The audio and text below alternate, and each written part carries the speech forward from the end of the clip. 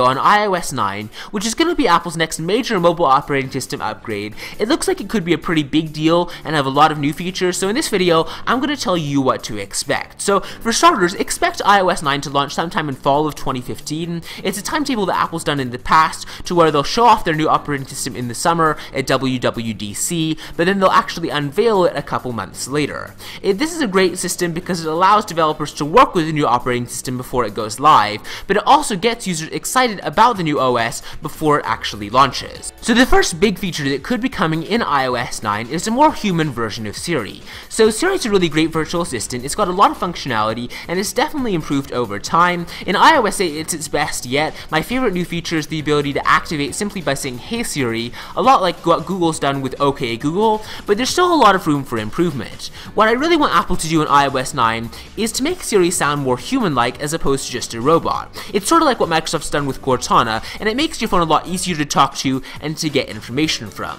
It doesn't necessarily make it any more useful, but it's just more natural and it's more pleasant and it's a more smooth experience overall.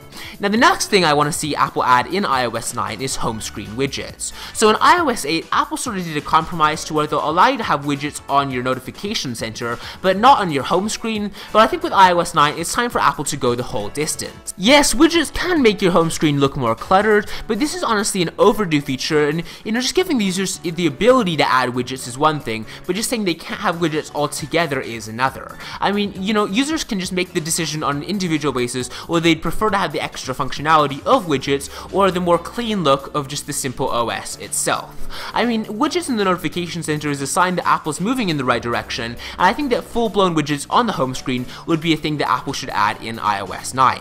Now the next feature Apple should add in iOS 9 is the ability to default to third-party apps. So a lot of Apple's apps are pretty decent, the default apps that come pre-installed on any iPhone or iPad, but sometimes users just want to try out a third-party app, or they'll just be using an app that more fits their needs. For instance, if you want to use an app that's not Apple's default mail app, you want to get like Gmail or another alternative, Apple still is basically making their own app the default one, and I think that's a pity. I mean, Apple does a great job for the most part, but it's just nice to have a little bit more flexibility as to what apps you have installed, and sometimes another app will provide you with more what you're looking for. Like for instance, if you use Gmail a lot more than the actual just default mail app, sometimes you just want to actually have everything default to open in Gmail as opposed to in the mail app. I mean, it's not that hard a feature to add, and it just makes iOS more open, so I think that Apple should definitely do this in iOS 9.